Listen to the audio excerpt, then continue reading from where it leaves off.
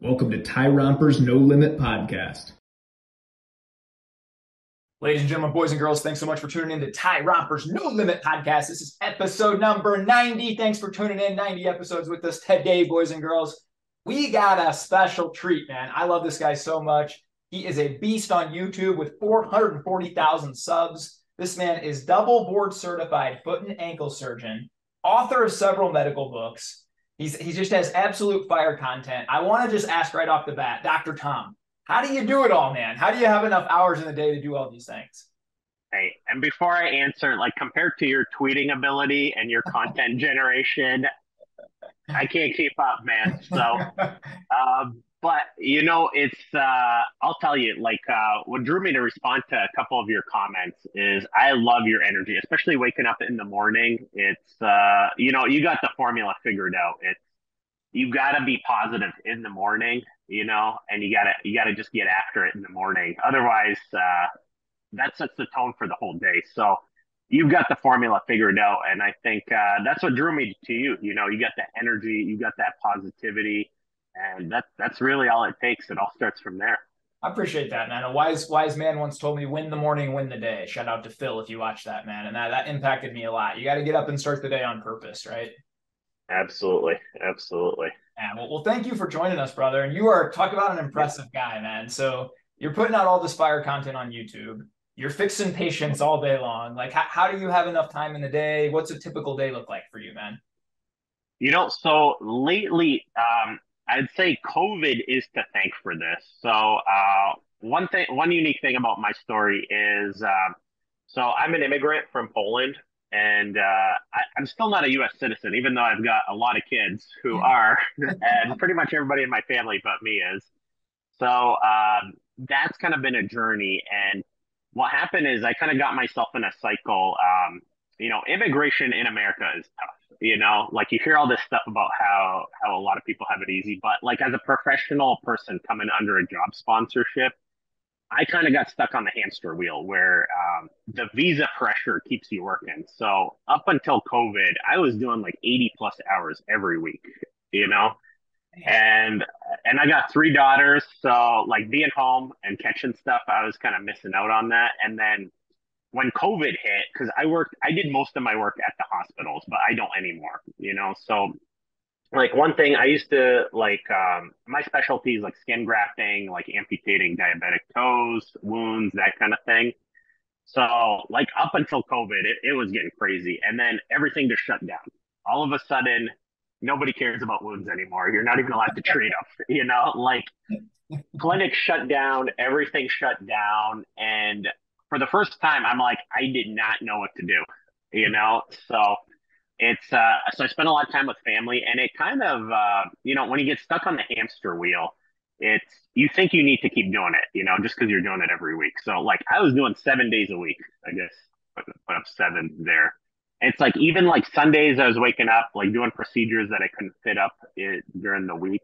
But then all of a sudden, you get to spend time with family, and as soon as I did that, I'm like, it's impossible to go back, because like I was missing church, I was missing every family event, like everything. But like once you get a taste for it, that's kind of where the YouTube and the social media stuff started, is right in COVID, like I'm like, I can't work. So I started doing some of that stuff in the mornings because I felt like unproductive, like clinics were hemorrhaging money. And that was kind of the start. And like, it's almost like stepping back and doing less, but doing it more intelligently, just reassessing your life and especially like family priorities, how much more enjoyable life is.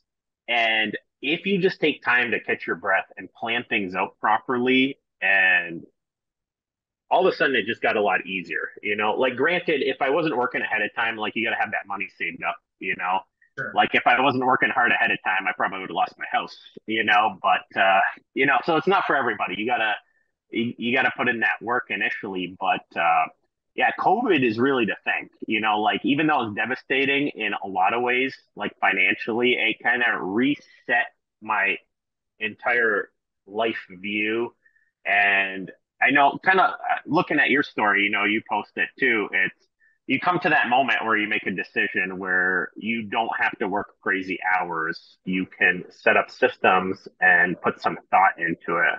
That's So fair. I think from that standpoint, I'm very fortunate where I'm in a phase of my life where I'm able to set up optimized steps.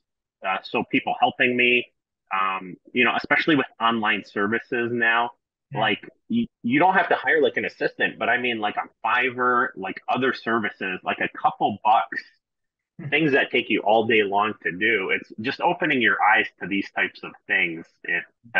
It's just changed my life completely. It's opened up a lot of doors. Man, I So appreciate you sharing all that. That's a lot to unpack.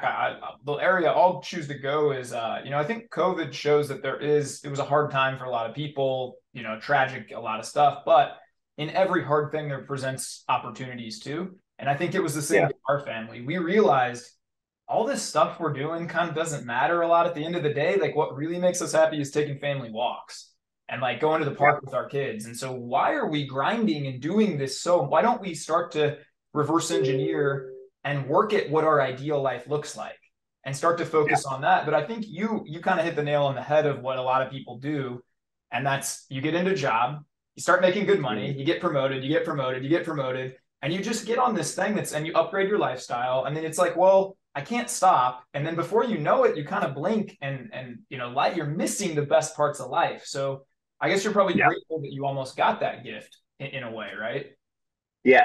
Looking back, it was brutal when it first happened, because it actually, not to get into the gritty details, but I decided I was never going back to that. So my employer got upset and I got hit with a non-compete. So I had to commute further out. But, so when that happened, it was brutal, because I purposely like moved across the street, like right down the block from the hospital. So like if I ever had to go do anything, I wasn't on the road, you know? So like my life was perfectly set up, to optimize my time. But from that standpoint, it was, when it happens, it's crisis. But when you look back, and I feel like any of these events that happen in my life, like when you give it a year or two, no matter how terrible things seem, man, this was meant to be. It was by far the right decision. And I think, I don't know, probably for you too, seeing the stuff you're posting, you have these things happen like 4, 5, 6 times, where it like destroys your life. And it's like, what are you going to do?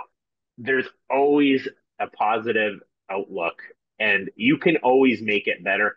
And yeah, the answer is looking back.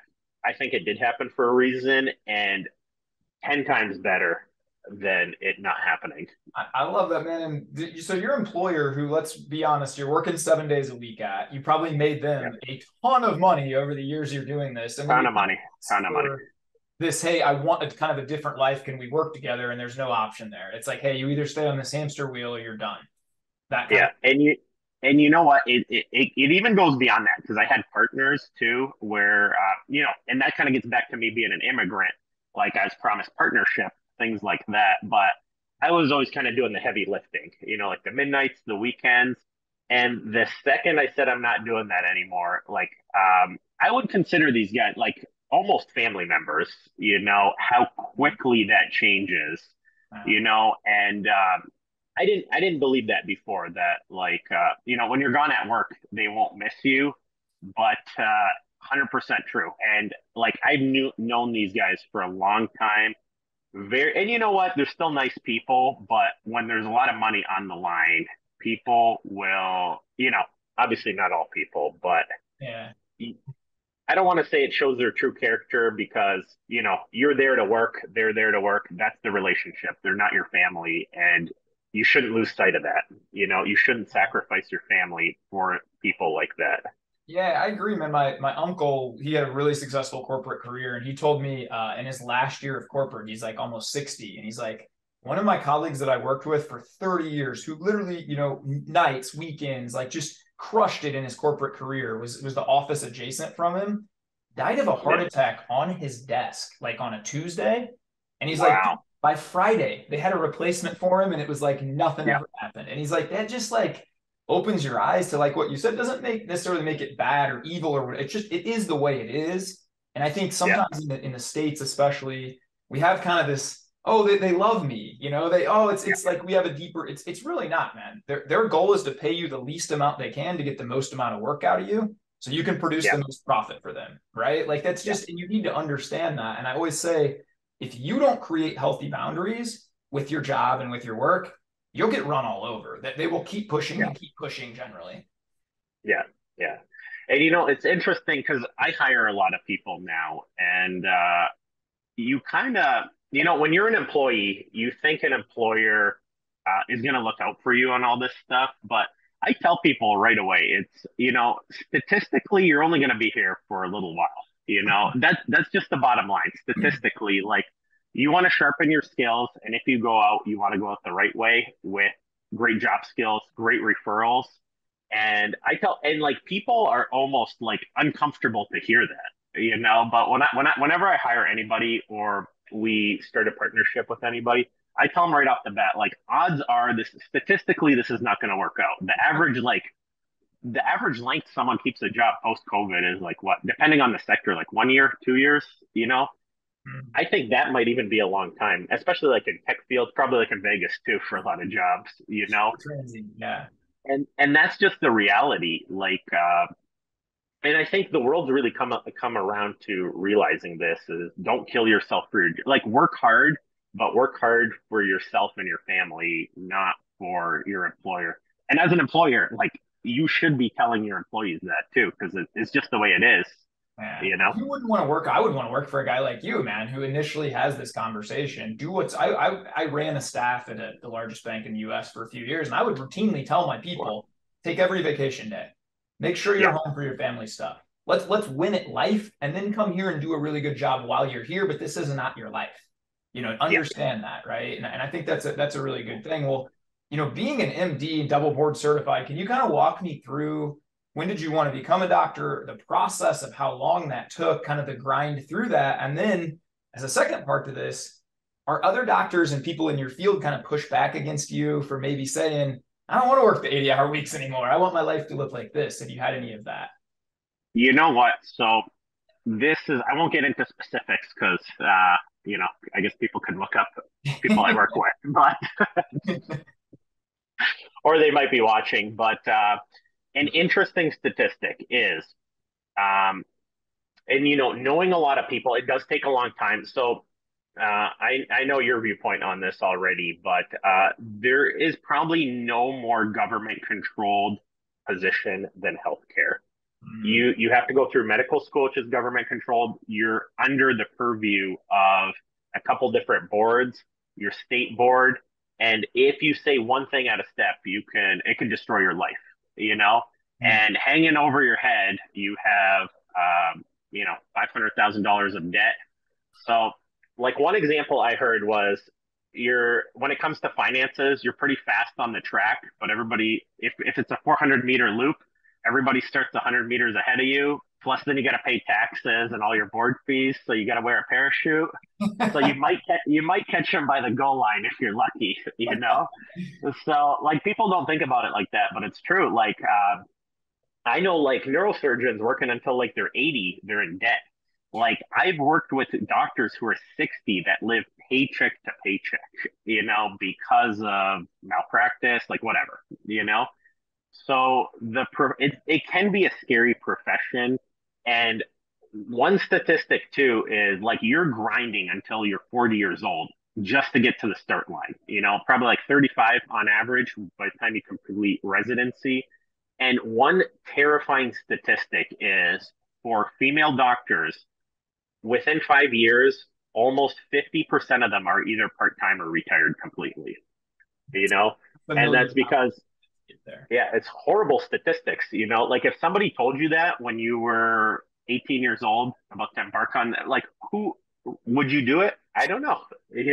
I probably wouldn't do it. Better have a darn big passion for it and want to see, yeah. Exactly. So from that standpoint, it is, and that's not to make things negative, but kind of when it comes to YouTube and using technology now, that's the kind of like any job. You can't count on school and the government to create a laid out track for you. You are on your own. And I'll tell you from my standpoint, if I did not do this online stuff and I did not do the creative stuff, if I did not like take, because I've gone down taken sales courses, stuff like that. I would be miserable in my career right now because at the beginning of my career, I was completely miserable. So just like any career, I guess I don't know if I'm answering the original question, Oh but yeah, sure. I want to make sure it applies to everybody because most people are not going to be taking this road. Is you've got to get creative, and no matter what profession you're in, because I always thought like in medicine, how am I going to get creative? You can't. How do you get creative with like surgeries and things? But the reality is, between the marketing, I've gone from having patients who are like unhappy to like so many people come in that I can pick and choose the optimistic, nice, fun patients that don't curse out your staff, when they're there. And I think that's kind of the good point is you get that choice. But people I work with, unfortunately, they are miserable because, they're kind of trapped. They don't have that leverage. The hospital does make them work the crazy hours. And the career can definitely get depressing if you don't figure out opportunities first. And just like you mentioned, any career, is like that. You have to do the extra stuff. Yeah, I definitely agree with that, man. A lot of things I think, and maybe you don't want to answer this, but during COVID, I have a good, like a brother-in-law of mine is a doctor, and he's actually said, man, I don't know that I would advise my kids to take this. It looks different 30 years ago than it did. You used to think, I think when I was a kid, right, like 30 years ago, dude, they're a doctor. They got the big house down there. They got like, Yeah, like it was always yeah, this yeah, thing. And now you're right. I think people are seeing it a little different. Like it's $500,000 in debt. It's a lot of these things. And I remember him yeah, saying, him and all his friends could not really speak on what they really thought about a lot of the things going on, yeah, because they are one comment away from losing it all. Right. And yeah. did you kind of feel like that or see that during that time period too, without really getting into like, look, Yeah, I won't get into it, but I'm going to give you a statistic that most people don't know. But I might be off by a couple percentage points, but the American Medical Association, which speaks for doctors, has a membership rate. What would you think the membership rate is of the American Medical Association by actual doctors? so doctors that graduate and then they want to buy into this, that, Let me rephrase. So, American Medical Association is the union for physicians okay. that speaks for them in the media and negotiates Oh, with the government. well, knowing what I know Oh, now, not high, but I would think every other profession has a pretty high yeah, rate of like teachers union. yeah, Most teachers are in it, right? yeah.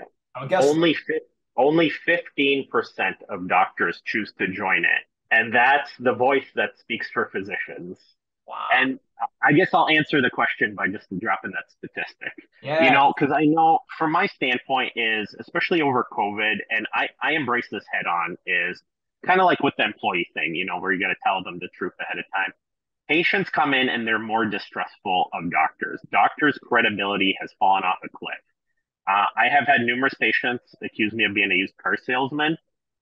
Before I even met them or introduced myself, they have an extremely negative opinion.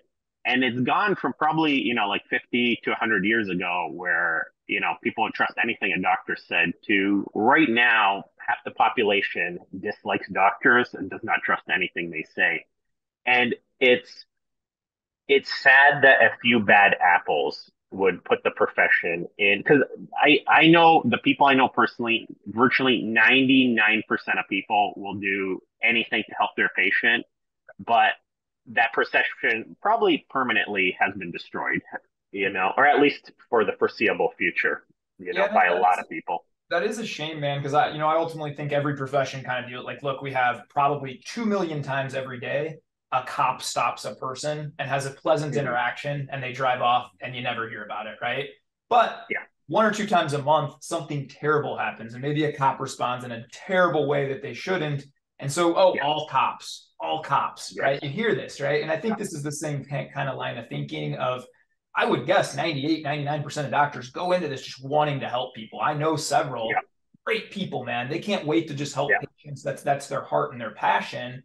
But you do get it ruined by a couple bad apples. How do you think you start to change that as you kind of have an inside view to the system? Is it fixable or is it just like, hey man, there's way too much money on that other side. That ain't happening.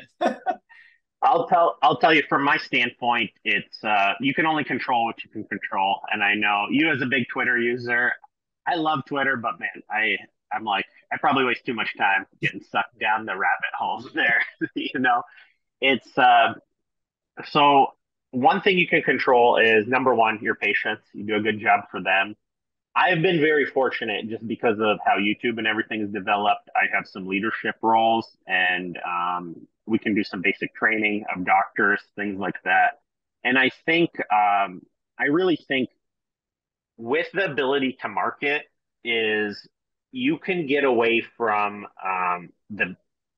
you know, the standard road. You can offer and explain services that may, I guess, how do I put this adequately? Taking good care of yourself, watching after your body, exercising, these are not standard medical treatments that doctors will talk with you about. But they probably compromise 95% of good health, you know? So is someone like yourself who teaches people to be active, energetic, and eat a good diet potentially a better doctor than someone who pushes just medication every day? Potentially overall, the case could be made that you're making a big difference for their health compared to the other person, you know?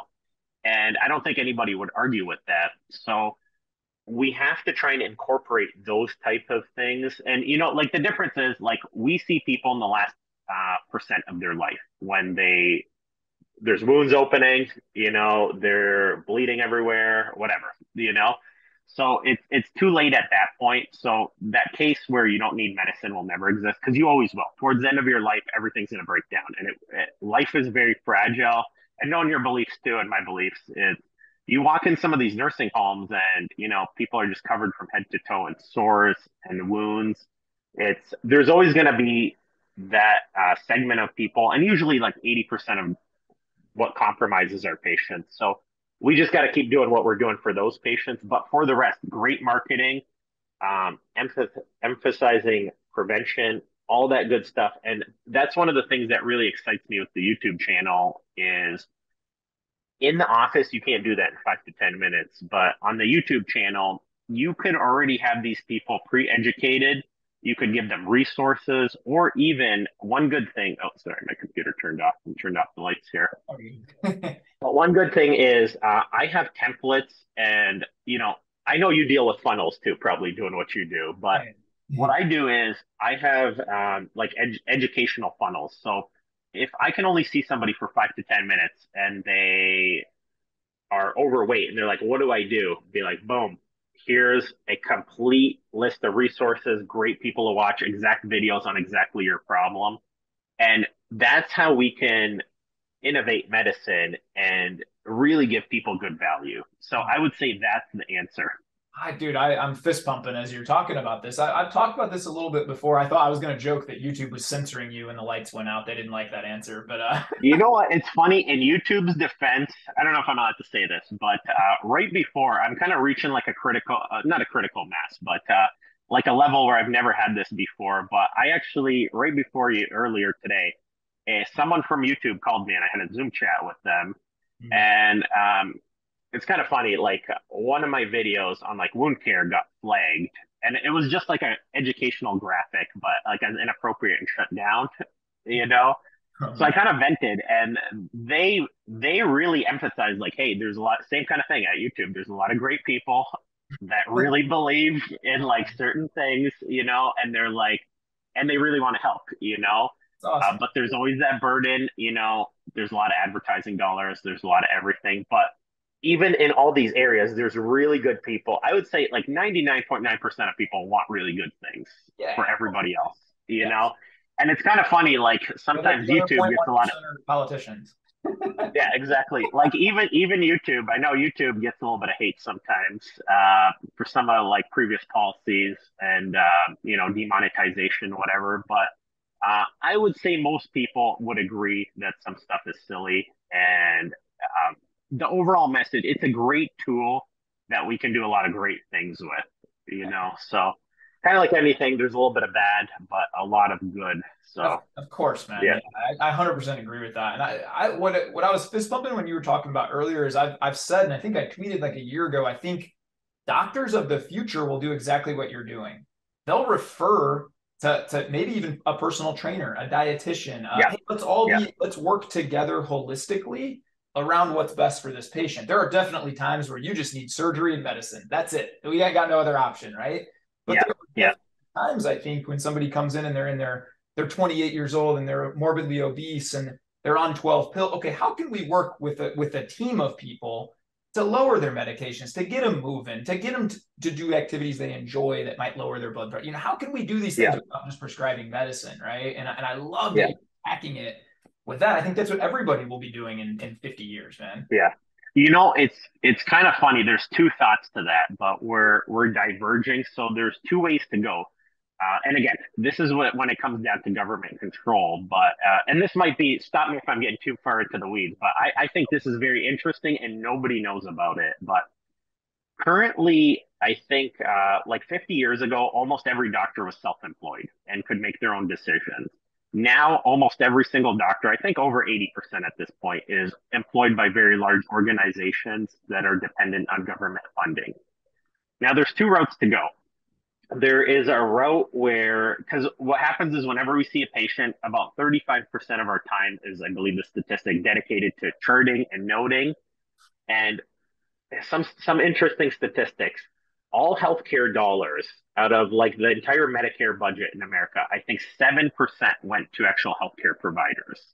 So that's one interesting thing. Doctors only have 7% of the control, you know. Where did the other 93% go? Well, you already know. So like overhead. You already know. Yeah. So I think something crazy, like for every healthcare provider in America, there's something like 16 administrators. That's like the current ratio.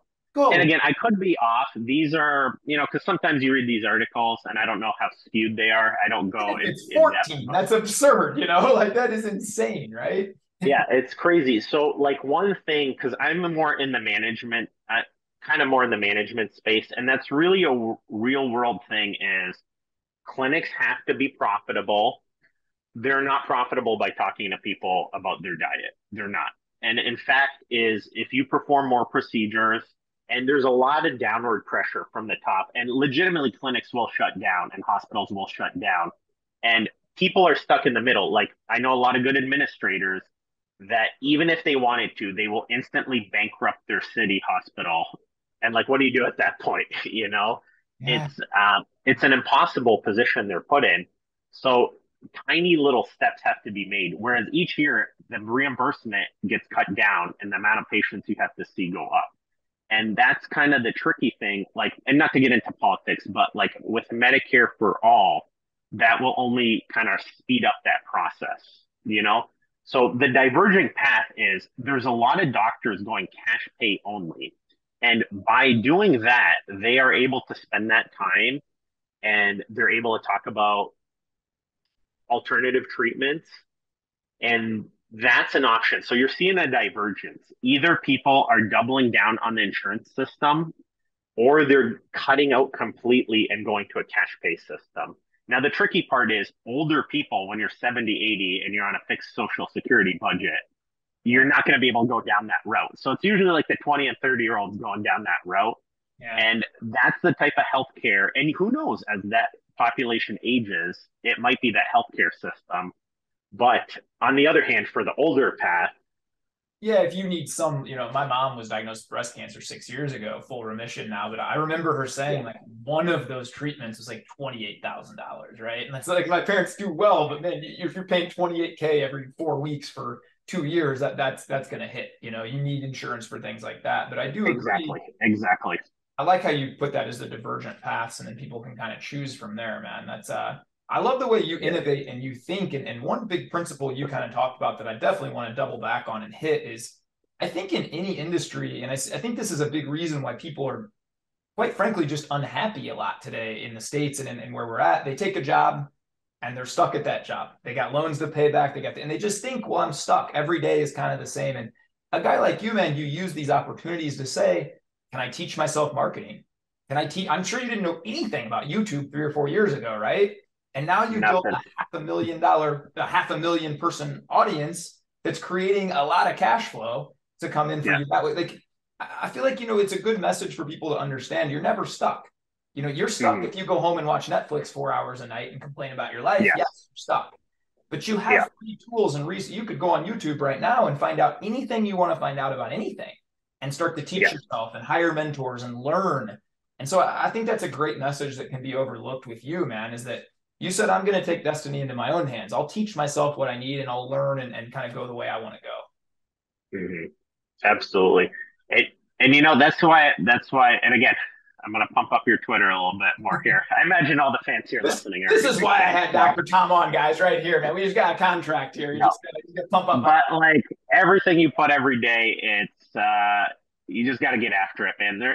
Life is, and we lose sight of this, but we live in an amazing world, and if you believe in God, uh, you know, why worry about stuff? We're in pretty good shape. Take advantage of these opportunities. Yeah. I guess it's not our responsibility to be upset about all this stuff. Just a gift. Yeah, I look at it like that as every day absolutely. God woke us up is such a gift, man. And we can better ourselves and love the people around us and just enjoy these amazing gifts. And yes, work together to make humanity hopefully a better place, for everybody around us. But I think that's an amazing outlook on life. And to be honest, it's just the best one to choose, man. To be optimistic and to think like that. It's just the best way to choose to live. Yeah, absolutely, I want absolutely. I want to pivot Yeah, here a minute onto like what you do is like foot and ankle doc and things like that, and then that specialty. I got into running for a little bit, man. I was going to train and do a marathon. I quickly aborted that as I got plantar fasciitis. Decided to yeah, walk yeah, yeah. 100,000 steps in a day instead. But what are some good tips you might have for people out there? A lot of people that follow my channel and my stuff are athletic, out there running and doing some things, and injury is always a big thing. So what's a good way to Yeah. prevent a lot of this stuff and some of your expertise around that? So I'll tell you one thing, and again, this comes back to the YouTube channel. I've seen like a lot of great athletes come through, and like from some universities near me. And one thing inevitable. Have you ever heard of David Goggins? Oh, I like dude, to I have refer every to book him. he's ever written. Yes. Yeah, so David Goggins, in his first book, and even his second book, I was cringing because I see this over and over, but he basically started running and his whole body tightened up. He developed spurs, and I think he had to take off 2 years to stretch his body. Right. And what happened is, then he ended up getting knee surgery. So I feel like this is the secret of medicine that makes my job so enjoyable. But no matter what it is, whether it's a great athlete or someone with a wound on their foot, everybody that comes in, I do a full biomechanical exam on. So what I do is I sit them in a chair and I basically grab their big toes, bend them up. I grab their fifth toe and their big toe, I bend the feet up, and I write down for them where they are tight through their toes, through their foot, through their ankle, through their knee, through their calf, through their hamstring, through their thigh, through their hips. Every single person I see is out of balance. So to speak to David Goggins, even an elite athlete like him, he's one of the best in the world at Mhm. what he does. He is so tight that at a certain point his body shuts down and locks down. So the big thing is, even like, I won't mention specifics, but I've had a lot of great athletes come by, and what happens is they are just so unequal everywhere. So one tight ankle, one weightlifting injury, athletic people learn to compensate. So for example, if your right ankle's tight, you learn to turn it out a little bit and lean a couple degrees over onto your knee. And that keeps accumulating through your life. And people don't realize what it's like to not be sore anymore. And the root cause there is most people never, and it's so simple to do. You can do it at home. You don't need a doctor to do it. But you can take your husband or wife or whatever family member, and you just have them hold your ankles turned in, bend them up and down, your big toes up and down, your knees up and down, your calf muscles, your knees or hips. You could do a gait analysis. Now, again, that might be something more. So when I watch people walk, you could see people's knees turn in, people's foot turns in. And this, it can be used to explain pretty much every biomechanical issue. So I have, because I see like 40 patients a day potentially. Anybody who needs a knee replacement, anybody who needs a hip replacement, if you told me which side it's on, I could, with like 95+% certainty, pinpoint every single joint that's going to be sore or loose compared to the other one. Wow. And it's almost always two. And it's like crazy. Nobody like talks about this or knows about this. But really, even if you have knee arthritis, if you have hip arthritis, if you had an impinged a disc in your spine or scoliosis, you, I would say on average, doing a simple 4-step process, which and again, this isn't to pitch a product or anything. The answer is holding yourself straight with proper foot gear, either bracing, orthotics, whatever, working in massage to loosen up those tight muscles, gradually working in stretches, and then gradually working in strengthening. It will always improve it. And even I must have had hundreds of people with bone on bone knee arthritis ready to go for their implant, but give it a few months, loosen it up, almost all their pain goes away. And it's like all the time. Like, I mean, it almost works. It's so simple, but the crazy thing is, again, getting back to it, nobody wants to stop the flow of the surgeries, the implants, the Yeah. hospitalizations. But Yeah. I would say I feel like I'm sitting on a secret here that is it just always like I mean I see it so many times every day, but basically doing a full biomechanical exam on people, especially older people, and doing simple things to loosen up those joints, get them equal. Almost everybody, like half your biomechanical problems melt away within like a series of 1 or 2 months, like Wow. inevitably all the time. So maybe that's an opportunity for us. You know how to Yeah, do that. Is that's really there's wild. something there, but yeah. So easy. So my biggest tip is if you're developing, like if you go for a jog and like one shin's hurting or one knee's hurting, like one This mile happens in, to me a lot when I was running. It was always yeah, one side of my left knee would always bother me. And then I think you're right. As you say this, I'm thinking, I know I overcompensate just to try and, and that probably throws everything else offline, right? yeah. And kind of the answer to this, I know this. Whenever somebody hears about a foot doctor or a foot specialist, it's always like barefoot shoes or full shoes. They're both amazing. What it really comes down to is the root cause is the biomechanical exam. And nobody will talk about this. And this is why this is an unsolvable argument is it depends on what hurts. So people who use barefoot shoes or light shoes, what it does, you take shorter, choppier steps and it puts less vertical pressure through your knees and your hips, but it puts more pressure on your feet.